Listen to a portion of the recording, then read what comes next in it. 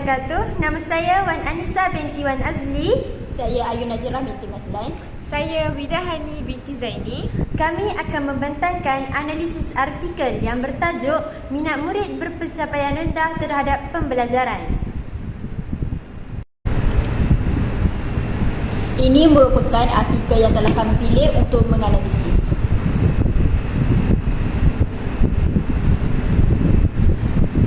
Yang pertama, kami telah menganalisis dari aspek keutuhan wacana. Keutuhan wacana yang telah kami jumpai dalam artikel ini ialah keutuhan semantik, keutuhan leksikal, keutuhan fonologi dan juga keutuhan gramatikal.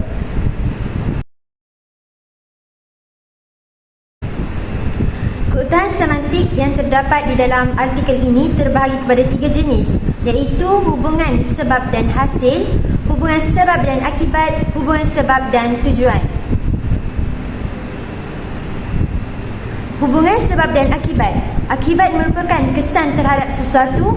Contoh daripada artikel ini, individu yang tidak minat terhadap pembelajaran akan rasa terpaksa dan tidak seronok untuk ke sekolah. Ini menyumbang kepada masalah seperti ponteng sekolah, ponteng kelas, tidak memberikan tumpuan terhadap pembelajaran di dalam dan di luar bilik darjah. Ponteng sekolah merupakan akibat kepada individu yang tidak minat terhadap pembelajaran. Seterusnya, hubungan sebab dan hasil. Yang pertama ialah mereka cenderung terlibat aktif dalam pembelajaran dan pelibatan aktif ini memberi peluang kepada mereka untuk menambah pengetahuan dan kemahiran yang akhirnya mengukuhkan lagi minat mereka dalam sesuatu tugasan pembelajaran. Seterusnya, ini akan menyumbang kepada pencapaian cemerlang. Hasil daripada cenderung terlibat aktif dalam pembelajaran akan menyebabkan mereka menghasilkan mereka pengetahuan yang lebih banyak dan kemahiran yang lebih kukuh. Seterusnya, individu yang mempunyai minat terhadap pembelajaran mempunyai beberapa ciri tertentu seperti kesanggupan meluangkan masa untuk terlibat dalam aktiviti pembelajaran. Masa yang diluangkan memberi banyak ruang kepada pelajar untuk mencari maklumat serta mengukuhkan pemahaman tentang sesuatu topik pembelajaran. Sebab mereka meluangkan masa untuk terlibat dalam aktiviti pembelajaran telah menghasilkan ruang kepada pelajar mencari maklumat serta mengukuhkan pemahaman tentang sesuatu topik pembelajaran. Akhir sekali ialah hubungan sebab dan tujuan. Contoh dalam artikel ialah kebanyakan kajian memberi fokus kepada murid cemerlang agar amalan pembelajaran mereka boleh dijadikan panduan kepada murid lain. Sebab ialah kebanyakan kajian memberi fokus kepada murid cemerlang dan tujuannya ialah agar amalan pembelajaran mereka boleh dijadikan panduan kepada murid lain.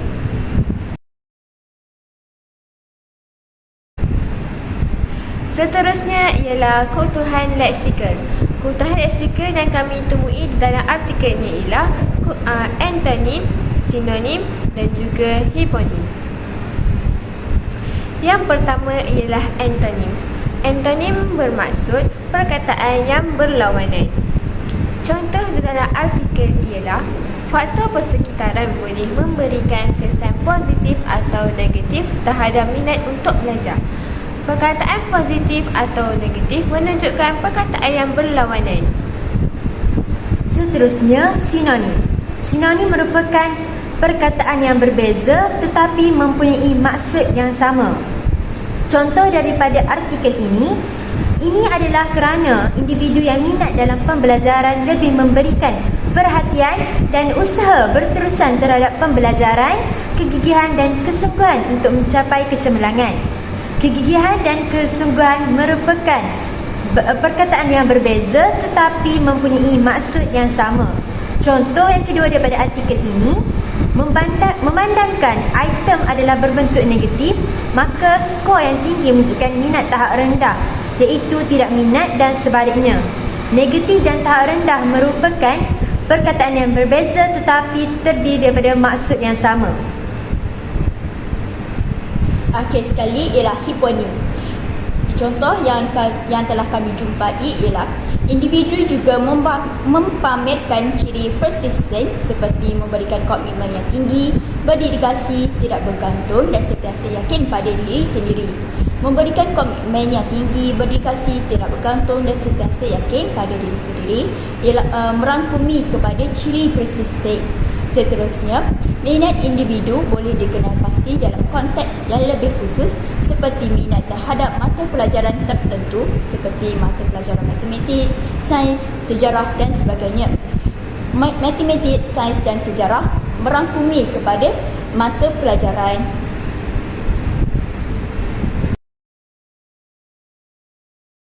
Seterusnya, keutuhan wacana yang terdapat di dalam artikel ini iaitu keutuhan fonologi.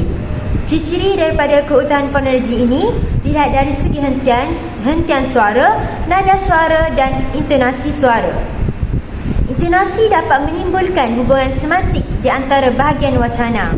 Dalam wacana tulisan, alat-alat tersebut ialah tanda baca seperti noktah, koma, tanda soal, titik bertindih dan sebagainya. Contoh keutuhan fonologi yang pertama ialah ini adalah kerana individu yang minat dalam pembelajaran lebih memberikan perhatian dan usaha yang berterusan terhadap pembelajaran, kegigihan dan kesungguhan untuk mencapai kecemerlangan. Andy, Hidi dan Bendorf 2002, Hini dan Renwiese 2006. Pembelajaran, kegigihan dan kesungguhan menunjukkan keutuhan fonologi kerana terdapat tanda koma.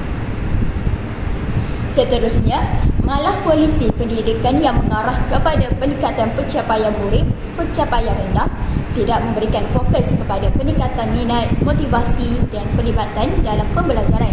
Harakiewicz dan Hilleman 2010.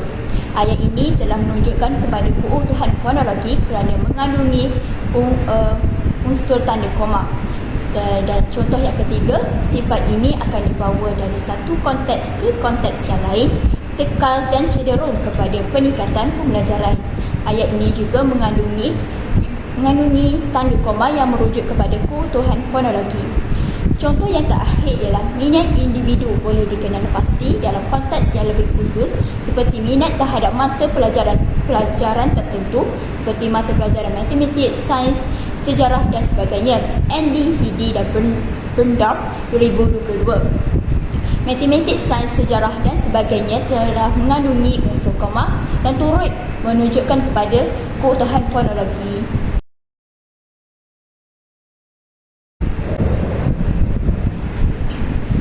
Keutuhan wacana yang terakhir dalam artikel ini ialah keutuhan gramatikal.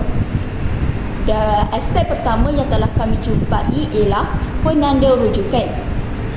Contohnya, individu juga mempamerkan ciri persisten seperti memberikan komitmen yang tinggi, berdedikasi, tidak bergantung dan sentiasa yakin pada diri sendiri.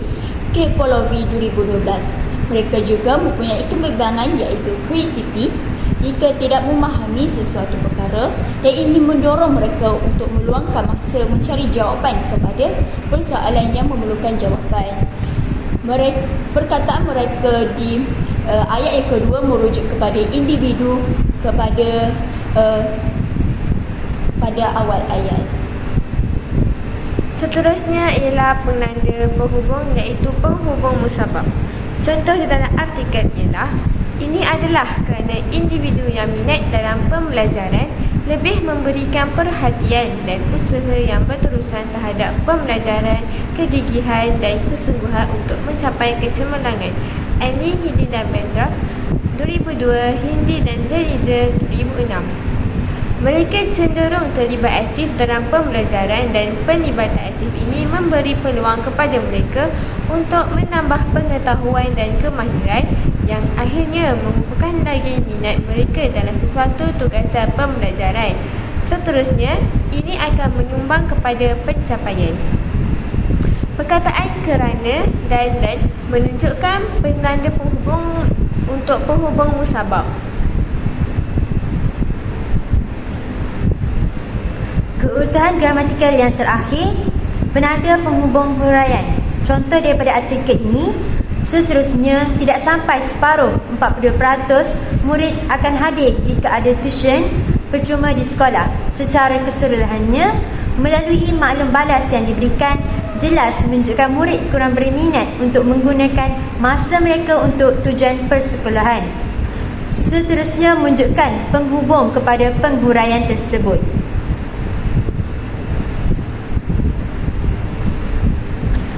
Seterusnya ialah kejelasan artikel.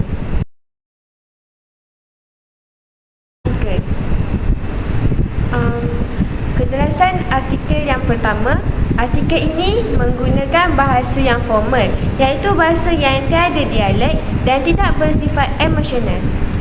Contoh dalam artikel ialah, di Malaysia, misalnya, ponteng sekolah merupakan masalah harian dihadapi di kebanyakan sekolah dan menjadi salah satu masalah yang dominan. Ayat ini menunjukkan bahasa yang formal dan tidak mempunyai sebarang sifat emosional dan menggunakan bahasa yang baku.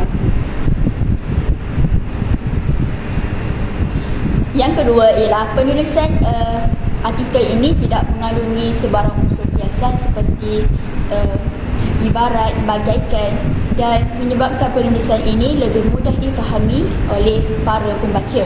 Sebagai contoh, namun bagaimana pula dengan mereka yang mempunyai pencapaian rendah? Kajian ini mendapati mereka yang mempunyai pencapaian rendah kurang cenderung untuk menggunakan masa yang lebih banyak untuk pembelajaran. Ayat ini telah menunjukkan kepada kita bahawa dia terus kepada objektif penulisan tersebut. Seterusnya, kejelasan artikel. Panjang pendek ayat di dalam isi bagi menyemak semula kejelasan dalam sesuatu artikel. Contoh daripada artikel ini, minat bersandarkan situasi merupakan sifat atau tingkah laku yang dipamerkan atas dorongan yang bersifat luaran atau dorongan persekitaran. Environmental stimuli, Hidi and Bright, 1988. Ini merupakan panjang pendek yang menerangkan kepada seseorang yang membaca artikel tersebut. Akhir sekali, kejelasan artikel daripada artikel ini, susunan dan organisasi idea secara kasar yang menunjukkan tajuk, iaitu minat murid berpencapaian rendah terhadap pembelajaran. Seterusnya, mempunyai abstrak, pengenalan, penyataan masalah, objektif kajian, sorotan literatur, metodologi, dapatan kajian, perbincangan, kesimpulan, rujukan. Ini menunjukkan susunan dan organisasi idea yang tersusun daripada artikel ini.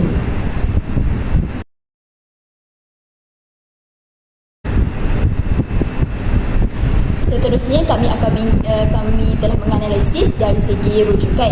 Rujukan yang telah kami dapati yang telah digunakan di dalam artikel ini ialah buku, jurnal, akhbar dan juga internet. Akhbar.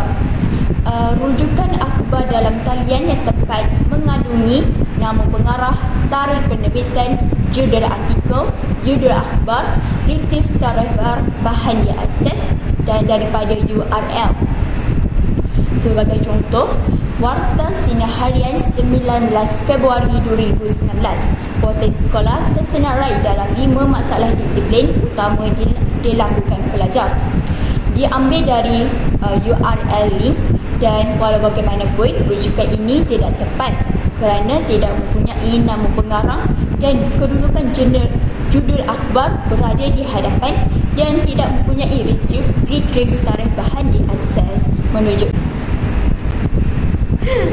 Okay. Seterusnya, rujukan daripada artikel ini iaitu buku.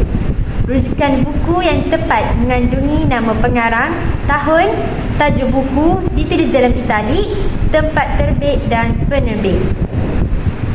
Contoh daripada artikel ini, contoh rujukan buku daripada artikel ini, Landell K.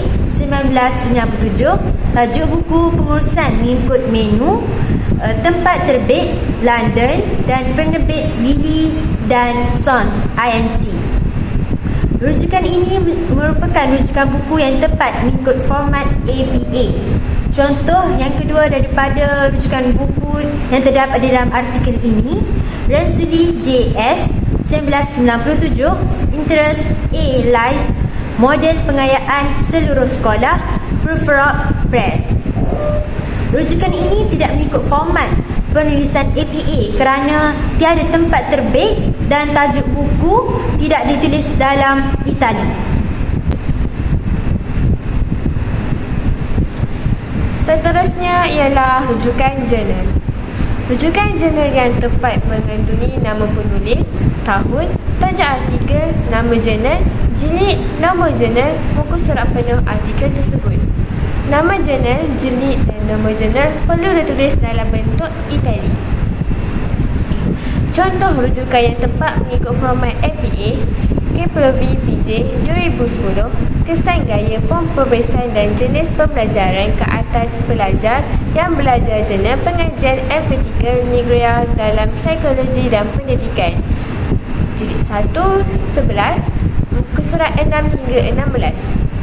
Contoh yang seterusnya ialah KPLV PJ 2012, latihan domositi dan kesan makanan yang merangsang otak terhadap pembelajaran. Jurnal Penyelidikan Antarabangsa 26/2017, muka surat 217 hingga muka surat 230. Kedudukan yang tepat menunjukkan rujukan ini mengikut format APA edisi yang ke-7. Contoh di dalam artikel ini juga terdapat jurnal yang tidak mengikut format APA, iaitu HDS dan Baru W 1988, strategi untuk meningkatkan minat berasaskan teks dan ingatan pelajar terhadap teks ekspositori.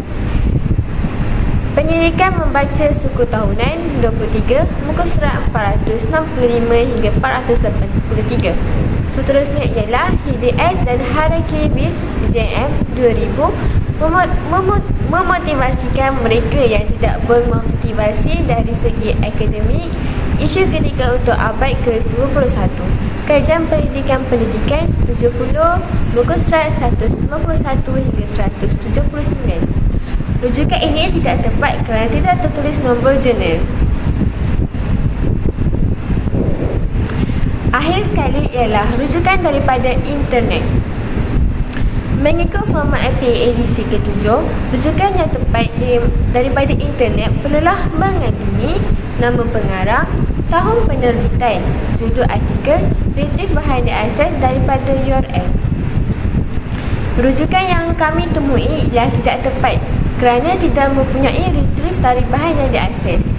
Contohnya ialah Asam Tembi, William dan Ng Chong Kim 2014, jenis amaran dan faktor penting sekolah dalam kalangan pelajar sekolah menengah di Sabah. Diambil daripada http://apcsm.my/apji 29/2014. Di dalam rujukan tersebut tiada retrieve tarikh behind the access. Jadi rujukan ini tidak mengikut format APA. Sampai di sini sahaja pembentangan analisis artikel kami. Sekian, terima kasih.